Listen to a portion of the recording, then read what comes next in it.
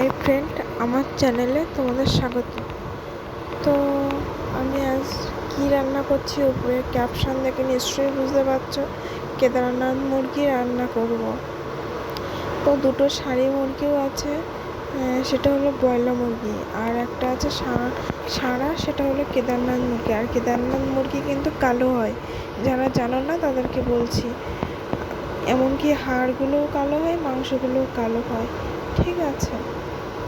আর এখানে কাকু মাংসটা গলা ফার্স্টে কেটে নিল মুরগির, তারপরে বড়বাবু আর কাকু মিলে মাংসটা ছাড়িয়ে নিল।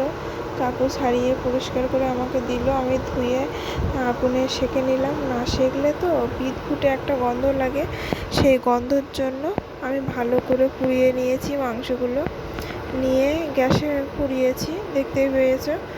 আর কাকু এদিকে মাংসটা কাটতে লাগছে, আমি তার মধ্যে আলুটা ভাজতে বসিয়ে দেব। তার মধ্যে কাকুর মাংস কাটা হয়ে গেছে, আমার মাংসগুলো দিয়ে দিয়েছে।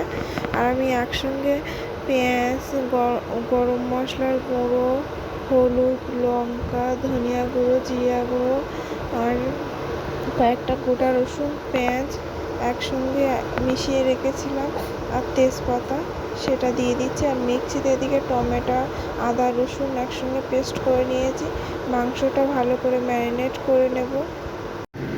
আমি মাংসটা ভালো করে ম্যারিনেট করে নিচ্ছি, কারণ মাংসটা ভালো করে ম্যারিনেট করে নিলে দারুণ টেস্ট হয় কিন্তু, ঠিক আছে। কে কে ম্যারিনেট করো আমি জানি না, কিন্তু আমি এরকম করে রান্না করি।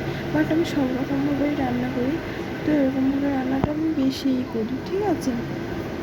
আর কেদারনাথ মুরগি তো টেস্টিটা বেশি, তারপর তুমি যেভাবে রান্না করো না কেন, মাংসটা দারুণ খেতে, জাস্ট তোমরা খেয়ে দেখবে, ঠিক আছে। আমি আগেও খেয়েছি আর এই খাচ্ছি। তো ফার্স্ট টাইম রান্না তোমাদের ভিডিও শেয়ার করছি। যারা আমার পেজে নতুন, আর আমার পেজটাকে ফলো করো, আর আমার পেজে আমার প্রোফাইলে ঢুকে লাইক, কমেন্ট, শেয়ার করো, ঠিক আছে। আমাদের অনুরোধ রইল আমার পেজে ফলো করার জন্য।